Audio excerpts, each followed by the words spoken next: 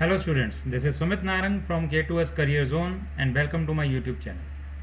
Last lecture में हम discuss कर रहे थे अबाउट मैक्रो कॉस्ट मेजरमेंट्स और उसमें हमने देखा कि मैक्रो कॉस्ट मेजरमेंट्स में हम यूजुअली 3 यूनिट्स को यूज़ करते हैं और वो 3 यूनिट्स थे astronomical unit, light year and par second.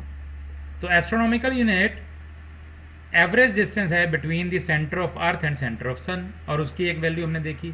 फिर लाइट ईयर हमने एक यूनिट देखी। लाइट ईयर वो डिस्टेंस है जो लाइट वैक्यूम में 1 साल में ट्रेवल करती है, तो उसने डिस्टेंस को हम 1 लाइट ईयर कह देते हैं और उसकी भी इन मीटर्स हमने वैल्यू देखी। फिर पार सेकेंड एक और यूनिट हमने डिस्कस की जिसमें हमने पार सेकेंड डिफाइन किया radius of that circle at the centre of which an arc of the circle 1 astronomical unit long subtends an angle of 1 second. तो ये उस सर्कल का रेडियस है जिसकी एक आर्क जिसकी लेंथ 1 एस्ट्रोनॉमिकल यूनिट थी वो सेंटर पे 1 सेकेंड एंगल बनाती है और फिर इसकी भी हमने मीटर में वैल्यू निकाल ली थी और इन तीनों का हमने रिलेशन भी निकाला और उससे हमने देखा कि पार सेकेंड जो यूनिट है वो सबसे बड़ी है, उससे छोटी लाइट ईयर और सबसे छोटी एस्ट्रोनॉमिकल यूनिट। अब इसके अलावा भी कुछ हम लेंथ की यूनिट्स और यूज़ करते हैं। तो डे टू डे लाइफ में हम लेंथ मेजर करते हैं, ऐसा यूनिट हमें पता है मीटर, और उसके अलावा कुछ और यूनिट्स भी हम यूज़ करते हैं like inch. And 1 inch is equal to 0.0254 metre. एक और यूनिट फुट भी यूज़ करते हैं और 1 foot is equal to 0.3048 metre. ऐसे ही यार्ड भी यूज़ की जाती है लेंथ की यूनिट और 1 यार्ड इक्वल टू होता है 0.9144 metre. Mile is another unit of distance. तो माइल होता है 1.609 इंटू 10⁻³ मीटर। तो इसका मतलब 1 माइल जो है वो इधर 10⁻³ मीटर का मतलब होता है किलोमीटर। इसका मतलब 1 माइल 1 किलोमीटर से बड़ा होता है, approximately 1.6 times of a kilometre होता है। एक और होता है 1 नॉटिकल माइल। तो नॉटिकल माइल ज़्यादातर मेरीन्स पे या एस्ट्रोनॉमिकल या जैसे हम स्पेस रिसर्च में यूज़ करते हैं नॉटिकल माइल। तो दूरी की एक हम और यूनिट यूज़ करते हैं, उसको कहते हैं नॉटिकल माइल। माइल और नॉटिकल माइल थोड़े से इनमें डिफरेंस होता है। नॉटिकल माइल होता है 1.852 इंटू 10⁻³ मीटर। तो हमारे पास जब मैरीन्स पे मतलब शिप्स पे नॉटिकल माइल में दूरी मापी जाती है काफ़ी बार, तो और वो नॉटिकल माइल इक्वल होता है 1.852 into 10⁻³ metre. Now in micro cost measurement. तो मैक्रो कॉस्ट बहुत बड़ी, उसके बाद एक नॉर्मल मेजरमेंट्स के लिए हमने देख ली लेंथ की यूनिट, और माइक्रो कॉस्ट मतलब बहुत ही छोटी दूरी किन यूनिट्स में मापी जाती है। तो in the measurement of small distances we use following units. तो छोटी दूरियों को मापने के लिए हम ये यूनिट यूज़ करते हैं। एक यूनिट है वो माइक्रोन, 1 माइक्रोन।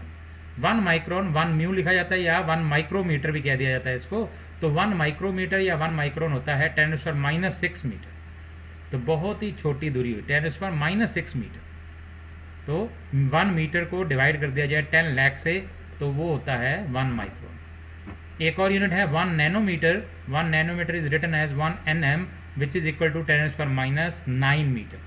तो ये एक और यूनिट है जो छोटी दूरी को मापने के काम आता है। Another unit is 1 आंगस्ट्रॉम। तो ये भी एक इम्पॉर्टेंट यूनिट है बेटा। कई बार हमारे पास क्या होता है कि कुछ न्यूमेरिकल्स आ जाते हैं और न्यूमेरिकल्स में एक सिंपल फार्मूला अप्लाई करना होता है, लेकिन उन न्यूमेरिकल्स में एक ट्रिक होता है। ट्रिक ये होता है कि उसमें हमें यूनिट्स को कन्वर्ट करना होता है। तो जैसे एंगस्ट्रॉम दे दिया जाता है, तो जब हम कोई भी फार्मूला अप्लाई करते हैं तो हम क्या कोशिश करते हैं कि हमारे सारे यूनिट्स ऐसा यूनिट्स में हों, सारे जो भी फिजिकल क्वांटिटीज़ दी गई हैं उनके यूनिट्स ऐसा यूनिट में लिखे हों। तो हम जब फार्मूला अप्लाई करेंगे तो हमारा जो न्यूमेरिकल वैल्यू आएगी वो सही आएगी। तो उस केस में क्या होता है, कई बार बहुत ही सिंपल न्यूमेरिकल होते हैं, डायरेक्ट एक फार्मूला अप्लाई और होता है उस पर, लेकिन वहाँ पर जो यूनिट्स होते हैं वो आंगस्ट्रॉम में दिए होते हैं। तो कई बच्चों को समझ नहीं आता कि आंगस्ट्रॉम किसकी दूरी है। सबसे पहले आंगस्ट्रॉम आपको पता होना चाहिए कि ये डिस्टेंस की यूनिट है। तो आंगस्ट्रॉम यूनिट किसका है, डिस्टेंस का। और आंगस्ट्रॉम और मीटर में क्या रिलेशन है, कई बार आंगस्ट्रॉम ऐसे लिखा होता है और कई बार 1a और ऊपर एक डॉट लगाई होती है, जैसे एक सर्कल सा छोटा लगाया होता है। तो ये आंगस्ट्रॉम को ऐसे एब्रीवेट किया जाता है और ये इक्वल होता है 10⁻⁻10 मीटर। तो कई बच्चों को न्यूमेरिकल में फॉर्मूला सही आता है लेकिन वो आंगस्ट्रॉम को मीटर में कन्वर्ट नहीं करते हैं तो उस न्यूमेरिकल की वैल्यू गलत आ जाती है। तो आपको याद रखना है, अगर 1 के ऊपर एक छोटा सा सर्कल लगाया हुआ है तो इसका अंदर ये आंगस्ट्रॉम शो कर रहा है, और 1 angstrom is equal to 10⁻⁻10 metre. Another unit for microcosm measurement of distance is fermi, and 1 fermi is written as 1 FM which is equal to 10⁻15 metre. तो 1 फर्मी होता है 10⁻15 metre. Next is for measuring small areas. तो छोटे areas को हम मापने के लिए जो यूनिट यूज़ करते हैं वो है बैरन। तो 1 barn is equal to 10⁻28 metre square. तो मीटर हमें पता है ऐसा यूनिट है, तो एरिया एक डिराइव्ड यूनिट निकलेगी एरिया की, और वो होगी मीटर स्क्वायर। और मीटर स्क्वायर तो हमारे पास बैरन जो होता है वो 10⁻28 मीटर स्क्वायर के equal. And this is use to measure nuclear cross section. तो बहुत ही माइन्यूट एरियाज को हम मेजर करने के लिए बैरन का यूज़ करते हैं। फॉर लार्ज एरियाज, तो बड़े एरियाज के को अगर मेजर करना है तो एकड़, 1 एकड़ ऑफ लैंड। तो हम ज़्यादातर आज भी हम देखें तो लैंड को एकड़ में मापा जाता है, क्योंकि वो बहुत बड़ा एरिया होता है लैंड का, तो उसको एकड़ में मापा जाता है। और 1 acre is equal to 4047 metre square. So in metre square it is equal to 4047 metre square 1 acre. 1 hectare is equal to 10,000 metre square. So another unit of area is hectare and it is equal to 10 raised to power 4. 10 raised to power 4 मतलब 10,000 metre square. For measuring heavy masses, तो mass को तो हमें पता है मास की जो ऐसा यूनिट है वो केजी है। तो हैवी मासेस को यूज़ कर अगर हम मेजर करते हैं तो उसके लिए यूनिट्स कौन से यूज़ करते हैं, हम यूज़ कर सकते हैं टन। तो 1 ton is equal to 1000 kg। तो 1000 kg जो होता है वो 1 टन बनाता है। Another unit is 1 quintal. 1 quintal is equal to 100 kg। 1 slug भी एक और यूनिट है, ये मास की यूनिट है स्लग, और 1 slug is equal to 14.57 kg। 1 LB, तो ये जो हमारी एब्रिवेशन है LB, ये है पाउंड की। तो आपको याद होगा FPS सिस्टम में हम मास को पाउंड में मेजर करते थे। तो 1 पाउंड इक्वल होता है 0.4536 kg। तो आपने आजकल ज़्यादातर देखा होगा, तो बेकरीज पे जब हम केक लेने जाते हैं तो वहाँ पर केक जो है आजकल पाउंड में ही मेजर किया जाता है। तो पाउंड में मेजर करके एक वो वहाँ पे लिखा होता है the cake is of 2 pound weight. तो 2 पाउंड, तो हम ये कई बार हम ये एज्यूम कर लेते हैं 2 pound means 2 kg। No, 2 pound का अगर आपके पास केक पड़ा है तो वो देखो अप्रॉक्सीमेटली वो 910 ग्राम्स का होगा। तो 0.4536 kg मतलब 453.6 kg हो गया। तो अगर इसको डबल कर दो तो वो आपके पास आ जाएगा 907 ग्राम। तो आपके पास जो 1 पाउंड है वो ½ kg से भी कम होता है। तो LB जो है वो पाउंड की एब्रीवेशन है, और पाउंड जो है वो मास की यूनिट है। For measuring very small masses, तो बहुत ही छोटे मास, तो जैसे कि हमने देखा बहुत ही छोटे एरियाज को मापने के लिए या बहुत ही छोटी दूरी को हम फर्मी, तो ये जो हमारे एटम्स को हम मेजर करते हैं या जो एलिमेंट्री पार्टिकल्स को मेजर करते हैं तो वो इनमें करते हैं फर्मीज में। वैसे ही उनका एरिया जो होता है वो बैरन में किया जाता है। तो उनका मास जो है वो एटॉमिक मास यूनिट में मेजर किया जाता है। तो बहुत ही छोटे मासेस को मेजर करने के लिए यूनिट यूज़ की जाती है एटॉमिक मास यूनिट, और उसको AMU लिखा जाता है। 1 AMU is equal to 1.66 into 10⁻27 kg। तो बहुत ही छोटा मास है, और ये मास होता है of approximately this is the mass of a proton. तो एलिमेंट्री पार्टिकल्स के मास को 1 AMU में मेजर किया जाता है, 1 atomic mass unit. Some practical units of standard of time, तो टाइम को मेजर करने के लिए हमारे पास कुछ प्रैक्टिकल यूनिट्स हैं। तो टाइम हमें पता है कि टाइम बहुत मतलब जब ये शुरुआत हुई कोई भी चीज़ मेजर करने की तो सबसे पहले लोगों ने समय ही मापना शुरू किया होगा, क्योंकि वो जब एक जगह से दूसरी जगह जाते थे तो दूरी मापने की जगह वो पहले समय भी देखते थे कितना समय लगा। तो उस समय उनके पास कभी भी वॉचेज़ नहीं होती थी, तो वॉच या क्लॉक क्या है एक्चुअल में, क्लॉक जो है clock is something which repeats it's phenomena. तो जो वापस से वही चीज़ दोबारा से अगर वो कंटिन्यू करती है तो उस चीज़ को हम क्लॉक के लिए यूज़ कर सकते हैं। तो सबसे पहले लोगों ने सन को क्लॉक की तरह यूज़ किया, तो ये बहुत ही ज़्यादा इफेक्टिव मेथड था। तो आज भी हम इस तरह से इसको देख सकते हैं। आज भी जब हम सूर्य जब सुबह सनराइज़ होता है तो हमें पता लगता है कि दिन निकल गया। तो सबसे पहले सोलर डे की शुरुआत हुई। So solar day it is the time interval between two successive passages of sun across meridian. तो जब अर्थ अपने एक्सिस पे रोटेट करती है तो सन जब एक बार मेरिडियन के क्रॉस करता है और दोबारा सन उसी पोजीशन में जब आता है तो एक सोलर डे पूरा होता है। तो for taking an practical example, सुबह आज सनराइज हुआ, सनसेट हुआ, फिर जब सुबह दोबारा सनराइज हुआ तब हमने क्या कहा, one solar day has completed, तो एक solar day. Sidereal day, sidereal day is a similar thing, but यहाँ पर सोलर डे में सन के हिसाब से देखा जाता था और सेड्रियल डे एक फिक्स्ड स्टार के हिसाब से मापा जाता है। So it is the time interval between two successive passages of fix star across the meridian. तो जब एक फिक्स स्टार अर्थ रोटेट कर रही है, एक फिक्स स्टार एक पर्टिकुलर पोजीशन पे है, और जब अर्थ रोटेट करके वापस स्टार उसी पोजीशन में आ जाएगा तो एक सेड्रियल डे कंप्लीट कहा जाएगा। तो अर्थ के उसी पॉइंट पे जब स्टार दोबारा से सेम पोजीशन पे अपीयर होगा तो वहाँ पे कहा जाएगा one sidereal day has been complete. तो due to the orbit of revolution and rotation of the earth, जो ये सेड्रियल डे होता है ये सोलर डे से थोड़ा सा छोटा होता है। सोलर डे 24 आवर्स का माना जाता है और सेड्रियल डे वहीं पे 23 आवर्स 56 मिनट्स का होता है।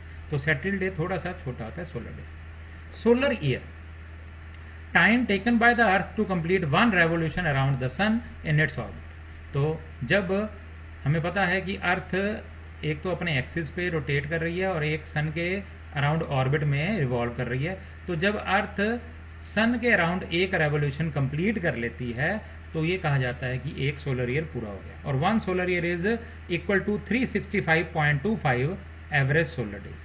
तो सोलर डे 365.25 सोलर डेज मिला करके वन सोलर ईयर बनाते हैं। Next is lunar month. तो इसमें भी मापा जाता है। ल्यूनर मंथ क्या होता है?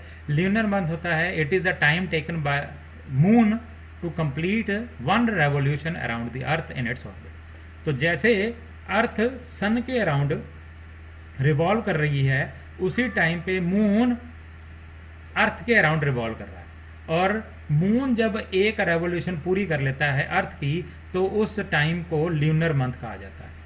और एक ल्यूनर मंथ जो है वो 27.3 डेज के इक्वल होता है, या सोलर डेज भी कह सकते हो आप। तो 27.3 डेज में मून अर्थ का एक चक्कर लगा लेता है या एक रेवोल्यूशन पूरी कर लेता है, and that time is known as lunar month. Shake is another unit of time. तो एक और टाइम की यूनिट है बहुत ही छोटे टाइम को मापने के लिए। जैसे हमें पता है टाइम की ऐसा यूनिट सेकंड है, और अगर इससे भी छोटा टाइम मापना है तो शेक एक यूनिट है टाइम की, and it is the smallest practical unit of time. और वन शेक जो है वो 10⁻⁻8 सेकेंड के इक्वल होता है। तो it is the smallest practical unit of time. Next is for measuring pressure. तो प्रेशर को मापने के लिए भी हम सर्टेन यूनिट्स यूज़ करते हैं, और most commonly use unit is bar और पास्कल या न्यूटन पर मीटर स्क्वायर। तो वन बार जो होता है वो 1 एटमॉस्फेरिक प्रेशर के इक्वल होता है। तो एटमॉस्फेरिक प्रेशर क्या होता है? हमें पता है कि अर्थ के अराउंड एक एनवेलप है गैसेस का। तो अर्थ के अराउंड जो एनवेलप ऑफ गैसेस है उसको एटमॉस्फेयर कहा जाता है, कि जो अर्थ के अराउंड गैसेस हैं ये एटमॉस्फेयर बनाती हैं, और ये सारी गैसेस मिलकर अर्थ के ऊपर एक प्रेशर लगाती है। तो अर्थ पे हम भी हैं तो हम पे भी एक प्रेशर लग रहा है ड्यू टू दिस एटमॉस्फेयर, और उसको एटमॉस्फेरिक प्रेशर कहा जाता है। और वो एटमॉस्फेरिक प्रेशर अप्रॉक्सीमेटली 1 बार के इक्वल लिया जाता है। 1.013 बार होता है वैसे, तो उसको 1 बार भी मान लिया जाएगा। और 1 bar is equal to 1 atmospheric pressure, and it is equal to 10⁵ newton per metre square. तो प्रेशर जो होता है बेटा, pressure is equal to force per unit area. Force का यूनिट है न्यूटन और एरिया का मीटर स्क्वायर, तो प्रेशर को न्यूटन पर मीटर स्क्वायर में भी मापा जाता है। और 1 एटमॉस्फेयर प्रेशर जो होता है वो 10⁵ न्यूटन पर मीटर स्क्वायर के इक्वल होता है, और न्यूटन पर मीटर स्क्वायर को पास्कल भी लिख दिया जाता है। तो न्यूटन पर मीटर स्क्वायर या पास्कल सेम है। 1 newton per metre square is equal to 1 pascal, and 1 atmosphere pressure is equal to 10⁵ newton per metre square और 10⁵ पास्कल। तो ये यूनिट हैं हमारे प्रेशर। प्रेशर को टॉर में भी माप दिया जाता है, और 1 torr is equal to 1 mm of mercury column. तो 1 mm ऑफ मर्करी कॉलम, तो एक कॉलम में मर्करी ले ली जाती है, और 1 mm ऑफ मर्करी कॉलम जितना प्रेशर एक्सर्ट करता है उसको 1 टॉर कहा जाता है। And 1 standard atmospheric pressure. तो एटमॉस्फेरिक प्रेशर जो होता है वो इक्वल होता है 760 mm ऑफ मर्करी कॉलम। तो 760 mm ऑफ मर्करी कॉलम जितना प्रेशर लगाता है वो इक्वल होता है 1 एटमॉस्फेरिक प्रेशर। तो therefore 1 bar is equal to 760 torr. तो ये एक और रिलेशन है बार और टॉर में। 1 torr 1 mm of mercury column होता है और एटमॉस्फेरिक प्रेशर जो होता है वो 760 mm ऑफ मर्करी कॉलम के इक्वल होता है। इसका मतलब 1 बार जो है वो 760 टॉर के इक्वल है। तो ये रिलेशन है बार और टॉर का, ये रिलेशन है बार और न्यूटन पर मीटर स्क्वायर का या pascal. So this is it with our chapter of systems of units. Hopefully अभी आपको ये सारी टॉपिक्स क्लियर हो गए होंगे। आज हमने कुछ और यूनिट्स ऑफ लेंथ डिस्कस किए। नॉर्मल लेंथ को मापने के लिए क्या यूनिट यूज़ किए जाते हैं, या माइक्रोकॉस मेजरमेंट ऑफ लेंथ के लिए क्या यूज़ किए जाते हैं। ऐसे ही स्मॉल एरियाज़ और लार्ज एरियाज़ के लिए क्या यूनिट यूज़ किए जाएंगे, हैवी मासेस या बहुत ही छोटे मासेस के लिए। और उसके बाद टाइम और प्रेशर के यूनिट हमने डिस्कस किए। This is it for this lecture. In the coming lecture हम नया chapter measurement of length, mass and time शुरू करेंगे। Thank you for watching this video. Do like and share my video and also subscribe to our channel. Thank you very much.